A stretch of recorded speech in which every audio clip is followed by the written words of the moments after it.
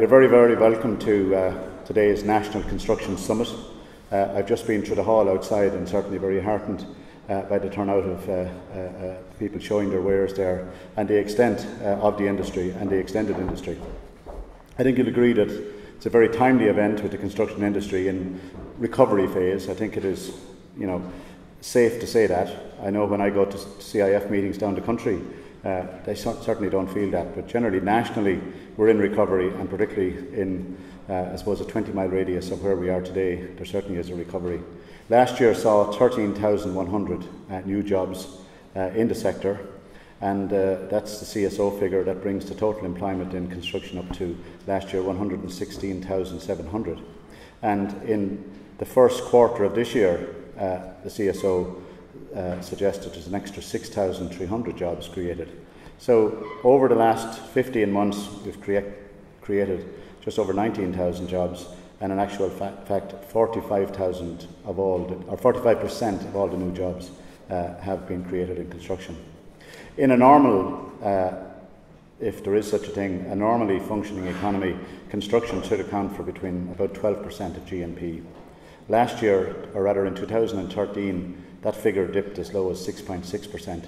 It grew last year to 7.5%, and certainly that was a fantastic growth. We're still some way off the 12% figure, but I think we're certainly moving in the right direction. Last year, the sector grew by a value of €1 billion. There's a very simple rule of thumb in construction that $1 billion's worth of investment creates 10,000 jobs. And that's practically across the board, whether it be in FDI or whether it be building schools or building houses or building motorways or whatever. It's about 10,000 jobs per billion, and certainly that's a good view. In this year's CIS overview that they launched at the beginning of this year, they're saying they have over 500 projects in the pipeline, totaling over 11 billions worth of projects throughout all sectors and across the country. Thankfully, new projects are being announced on a weekly basis, and this week, or in the last week rather, we had a new power plant announced in Mayo, which is going to employ about 350 people in the construction phase. And just yesterday, the government and Facebook announced plans for a new data centre down in Clonee in County Meath.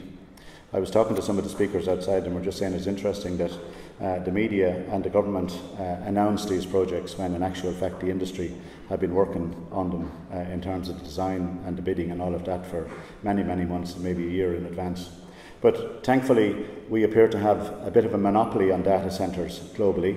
There are a substantial number of them being planned and being prepared at the moment.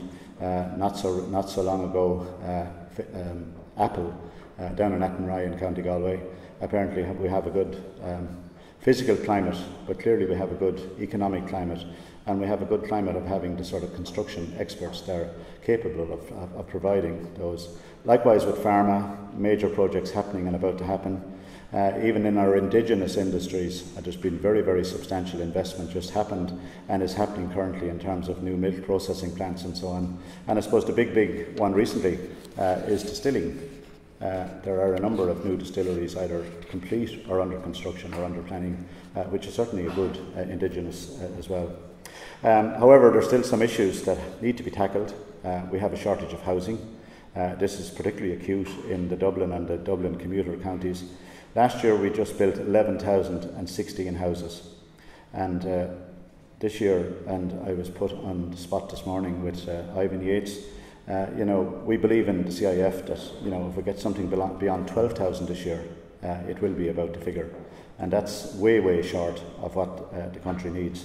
Both the ESRI and the government would suggest that we need close on 25,000 houses with the growing population and the growing economy that we have.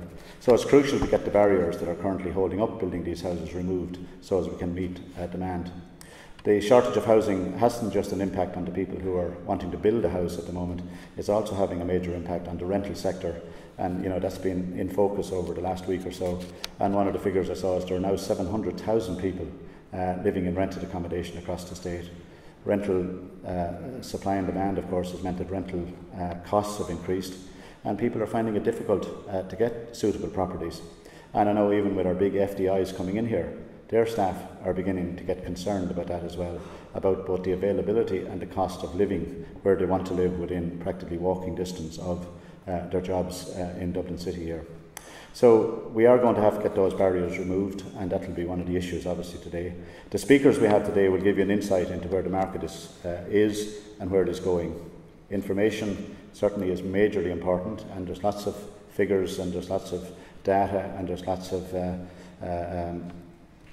stuff out there, but you know, you're going to get an opportunity of meeting some of the very key people here, and they're coming from, you know, areas of best practice both in fields of engineering, in architecture, in planning and finance.